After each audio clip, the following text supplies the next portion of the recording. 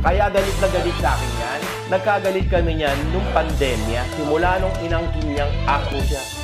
Kaya tinatanong ko, kaya yung Norman Mangusin na yan, na nagpapakilalang Marcos, yun na lang eh. May mali. Hindi ka ba nahihiya sa mga pinagagawa mo, di ba? Hay na. Ako ni Ferdinand Marcos. Senior. Kay Doña Remedios Carino. Parang yung daddy ko sacrificial sa kanila magkakapatid eh. Daddy ko lang yung pinakita. Ibig sabihin, kung ang tatay presidente, ang anak presidente rin. So kung ang tatay ko, humanitarian advocate, hanggang gano'n na lang ako, hindi ah.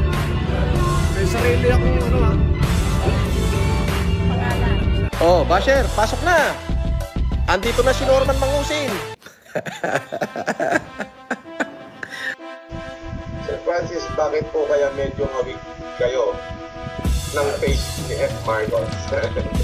Ang tatay ko po ay si P. Marcos. P. Paking. Pacifico. Edralin Marcos.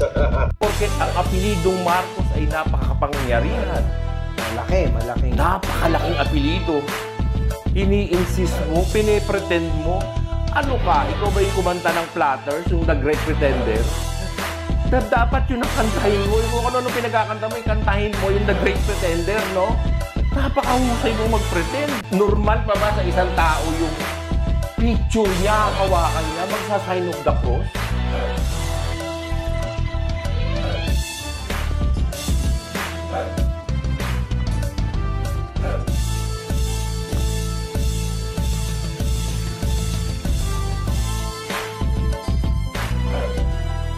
Nagulat niya ako basta nakita ko yun. Binabastos mo ang aming reliyon bilang isang Katoliko. Ano bang reliyon niya? Katoliko po ako. Hindi, siya.